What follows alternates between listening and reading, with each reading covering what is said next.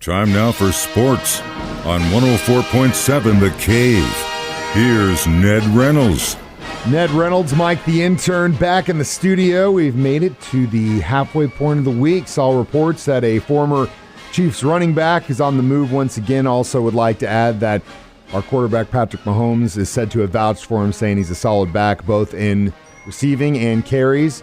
And I'm glad he's landed somewhere. He certainly did for his 1 year with the Kansas City Chiefs. Actually, he was with the Chiefs more than that. But his breakout year back in the Super Bowl era, Darrell Williams is who you're talking about. He's been floating around in free agency here for quite a while. Was initially courted by the Arizona Cardinals and has signed with the Arizona Cardinals. I think he shopped himself around a little bit more and discovered that was probably the best deal. So Darrell Williams out of LSU, who did have that breakout year with Kansas City and who was a big help to Patrick Mahomes and the Chiefs, is going to play for the Cardinals. And who's his first round or first game opponent? You guessed it, the Chiefs on September 11th. Never fails.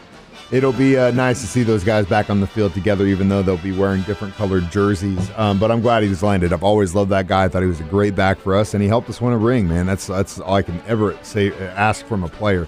So Springfield's got 3 new residents. We got 3 new guys from Peoria for the Springfield Cardinals. What do you think about these 3 new players? They are top-level players. They are prospects, big-time prospects, high draft choices, and this will be a big help. Now, Springfield didn't play last night. They got rained out down in Tulsa, so they'll play a doubleheader today.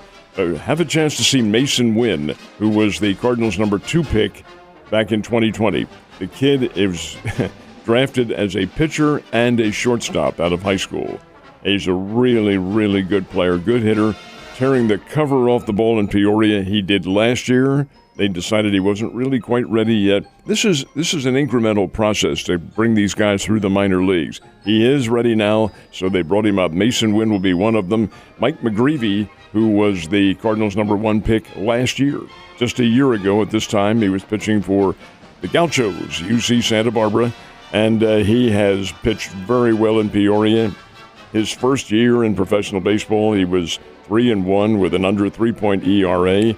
So the Cardinals needing pitching help, and they do need pitching help, have decided to promote Mr. McGreevy still in his first year in organized baseball.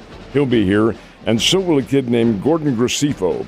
Gracefo is out of Villanova, and he was a number 5 round draft choice back in 2020, and he has an earned run average of under 1 point. Woo. He's been really pitching well. His record's 3-2, but he's a fireballing pitcher, 30 strikeouts in 21 innings. Those 3 are coming up, 2 of them pitchers, and actually Mason Wynn is a pitcher too, but he'll be playing at shortstop. Really anxious to see these guys. Cardinals do return home next week for a series with the Arkansas Travelers. Really anxious to see how they play. I think they'll do very well. Hopefully they get the starting position and they can do some stuff for the Springfield Cardinals because they could use the help. Yeah, they're not playing very well. Yeah, well, this might be the fire that gets them through the rest of the season. That'd be exciting to see. So get out and see these prospects, especially if you're a part of Cardinals Nation. Last but not least, we were supposed to have baseball in town yesterday, Ned. Did it happen?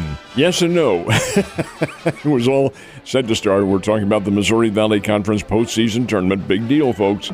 The winner of this one goes to the NCAA National Tournament representing the Valley. Hopefully it's the Bears, but we'll have to wait and see.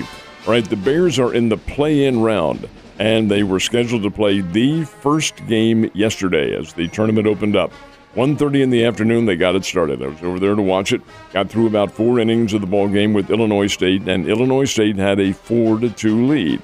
Down came the rain. There was a 3-hour rain delay. God, you hate All right, that. now you have to understand now this tournament has to be completed by Sunday. There's no alternative. You've got to get it done by then. So the umpires waited, and after about 3 hours decided they could play it again. They did. Went on the field, Bears got a run, more rain came down, had another delay. Now they're going to do their doggondest to get this thing in. Rain halted, decided the field was playable, got back on there, Bears hit 4 home runs.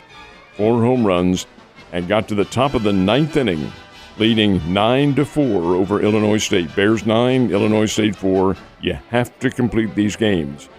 Couldn't. It was just raining too, and the field too damp. So the umpires suspended the game until 10 o'clock this morning. That's when they'll play. It's one inning. It may last 10 minutes, 15 minutes. It may last 2 hours if Illinois State makes a great comeback. You never can tell. But that's when they're supposed to restart the game. The second play-in game never got started. That's Indiana State against Valparaiso. They have to play that game, so the schedule is already behind in the Valley, but somehow, someway, they're going to make this up, and with good weather coming in this weekend, I think they'll be able to do that. So both Kansas City Royals and St. Louis Cardinals are able to get games in yesterday? They were indeed. Now, the Springfield Cardinals did not. They're in Tulsa, and that's right in the heart of our little rainstorms that we're having right now. Hopefully this goes away. I'm not a foul weather fan at all. But you know what? The weather god said, "Who's Reynolds? Get him out of here." Hey, I thought you said this wasn't a weather show. It is not. So Springfield Cardinals didn't play, but Big Cardinals and the Royals did play, and both were getting L's last night. Cardinals got shelled by the Toronto Blue Jays 8-1. Kid named David Jansen Danny Jansen. Danny Jansen had 4 RBIs in this ballgame for Toronto. That's a big deal. Cardinals just shelled Jordan Hicks and company. So 8-1, Toronto gets the win over the St. Louis Cardinals, who are off today before beginning a series with the Milwaukee Brewers, who are the leaders in the National League Central. Royals just can't seem to get things straightened out. Can't do it. Had the lead over Arizona last night. Diamondbacks scored 5 runs in the 6th inning, beat the Royals 8-6. Kansas City has offense. They just can't get any pitching done at all. And as a result, they're plummeting deeply now in the American League Central Division. I thought they'd be contenders. Maybe not contenders, but certainly big thorns in the side of the contenders, the White Sox and the Guardians and the Twins and people like that. But right now, they're not manifesting themselves. I still think they will. They have the talent on this team to get it done. Well, they're still young, and we'll see what happens. It's going to be incredibly tough for the St. Louis Blues to get out of this situation. They basically have to win out in the series. They're back in Denver against the Avalanche. Denver could put it away tonight. Could. A win for Denver, and they will. Not could, they will. That's, interestingly enough, face-off tonight at 7 o'clock. And you say, wait a minute. All the other games with the Avalanche have started at 8:30. That is right. They have. But this one's at 7 o'clock tonight. Why is that? Because it is the only Stanley Cup game on the schedule tonight. The only one. So instead of pushing the Blues and the Avalanche back to 8:30 a later time so they get the other first game in, there is no other first game. This is it. So 7 o'clock is when they'll face it off out in Avalanche country. And you're right, a Colorado win, and that series is over. And then the Avalanche go on to face the other Western Conference rivals, Edmonton or Calgary, whoever that happens to be. But we'll see what happens. The Blues do have to win out, have to win 3 straight. It's been done before, and I believe in those guys. Hopefully they can get it done tonight in Denver.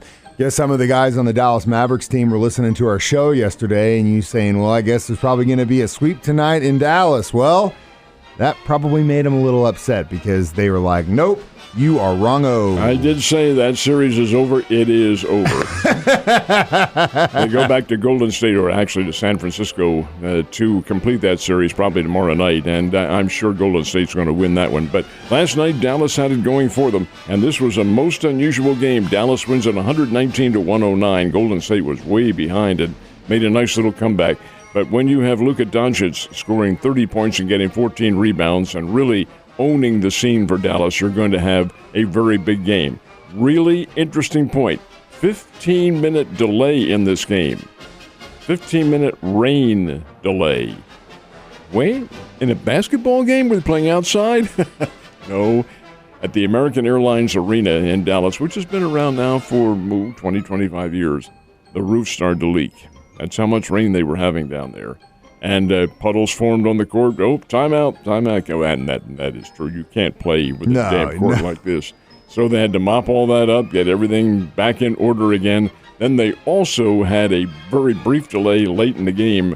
I think it was Draymond Green. I don't remember specifically. Shooting foul shots.